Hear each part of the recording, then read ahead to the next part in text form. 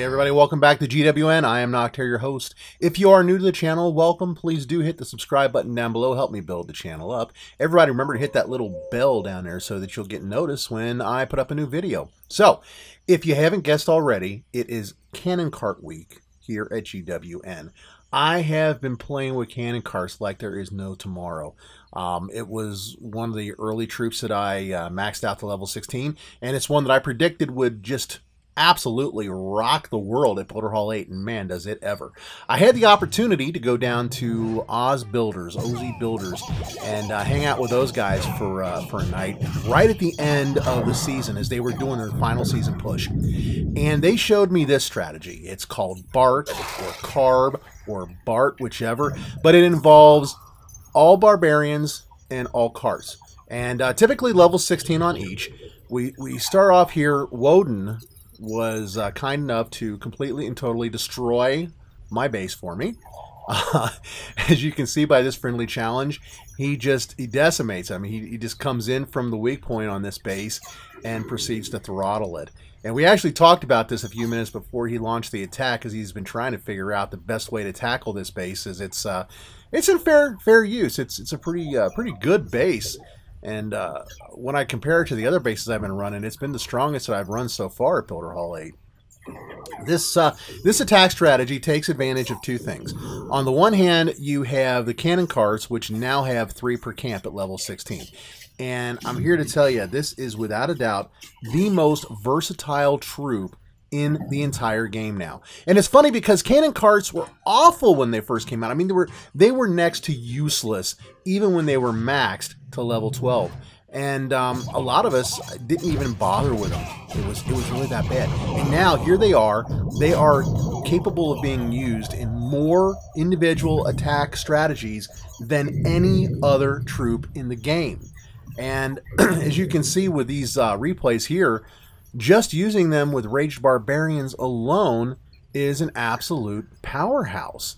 Typically, you find an opening in a base. Obviously, Cannon Carts work great, any of these comps, when you have a base with a nice big open middle. But even if you don't have a big open middle, they still work really well. If the base is completely surrounded, like some of these box bases are, you could do the Barbarian carts like we talked about, or you can just sacrifice a few barbs to open it up. Really, either or will work. And once you've got openings in the base, at least 2 openings, you unleash the fury. You send in your Raged Barbarians a little at a time, just trickle them in to act more as kind of a forward attack force, if you will. What they're going to do, really, it's twofold. On the one hand, they distract the other defenses so that they're not able to really target and take down your Cannon Carts. Okay, that's probably the biggest thing. With all Cannon Cart strategies, you have to have a tank. The tank keeps the Cannon Carts alive. You'll lose the Cannon Carts, the attack goes straight downhill. Okay, so that's their number one job. The second job, of course, mass numbers. Their sheer numbers will overwhelm the defenses and cause them to fire in different directions. So you don't really have defenses targeting a single troop together. Instead, each one of them targets an individual troop of its own. That has the effect of reducing the overall damage the defense can do in a short amount of time. Even though they're each targeting a different troop, they can't gang up on anybody and take them down quickly. So it takes a little bit more time for any one of these defenses to do what it's going to do. Now, the big problems here, the same thing with Barbarian Carts, the same thing with P.E.K.K.A. Carts. You've got splash damage and the giant cannon. The splash damage, if it hits anything in a group, which Raged Barbarians are going to trickle them in groups, the Cannon Carts are going to form into at least 2 or 3 in a group.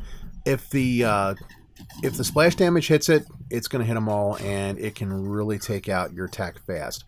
The giant cannon, if it targets something that's in front of the Cannon Carts, same thing.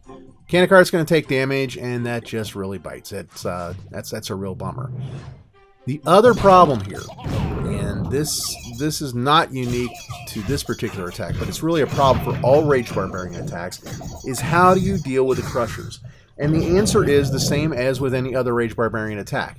You either use the battle machine, you use your secondary troop, like for example in a BarC it would be the archers that you would use, or you send in 1 or 2 sacrificial lambs, and as soon as the crusher drops, you flood it with, say, 8 to 10 Raged Barbarians that have the necessary oomph to take it down before it can drop again.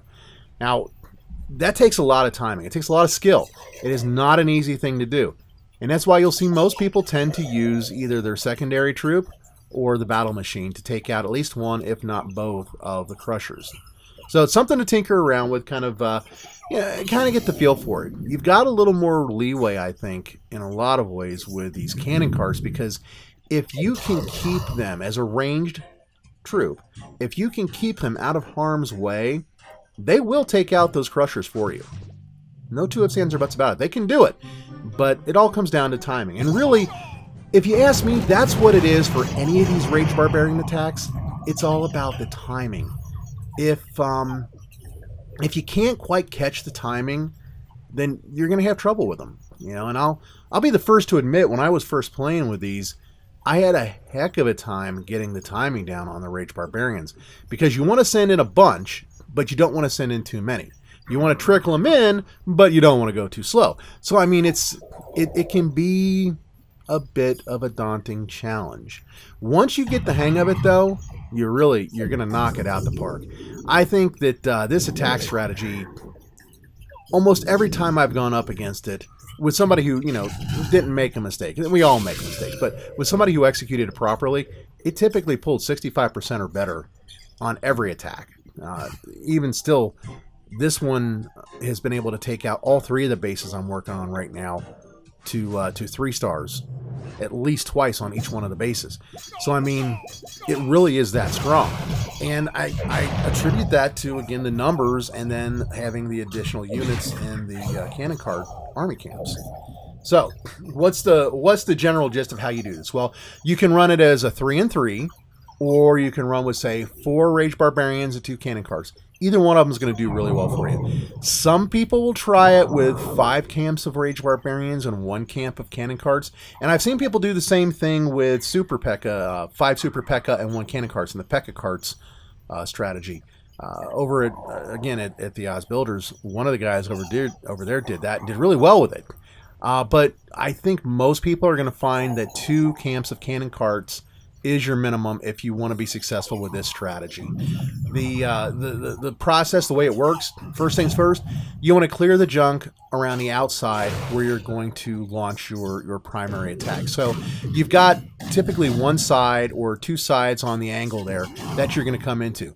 If there are junk buildings there, like, say, collectors or storages or maybe army camps, you don't want to send a bunch of troops in at those at one time. You know, send 1 or 2 Raged Barbs, maybe even send in a couple of Raged Barbs and then put a couple of cannon carts behind them, depending upon how many you go with, and just get those out of your way. Okay, that way they're gone, they're not an issue. You can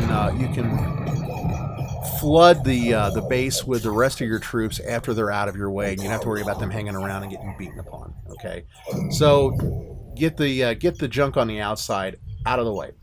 Then send in your Raged Barbarians, and as you've seen in each one of these replays, it's always the same. They go in as being trickled in. You don't just send them all in at once. Don't spam them, okay? If you spam them, it's not going to work.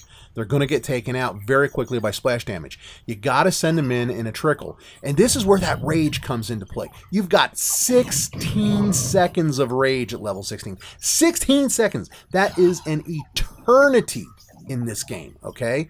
I mean, for a typical 3-minute attack, if you're trickling them in, it is not at all uncommon for you to have Raged Barbs trickling in at the very end of your attack.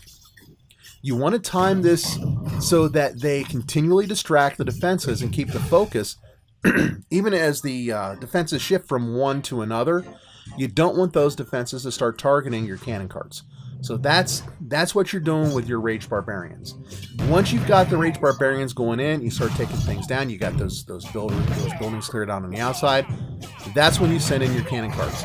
Now again, if you go with 2 camps of cannon carts, which I think you'll see in most of these replays is the case, you want to send them in pretty, I don't want to say all at the same time, but pretty close to the same time. Okay, don't hold any back. because they're going to work in concert with the Raged Barbarians to do significant damage as they attack the base, okay? And again, watch the replays I've got here. These guys gave me like, I think it was 8 replays. We got 11 minutes of replays here. And you can see that in each one of them, they do basically the same key 3 or 4 steps like I've described here, regardless of the type of base, whether it's a box, a diamond, a pseudo diamond, it doesn't matter. And all these bases are different in these replays. They all fall to the same general attack strategy.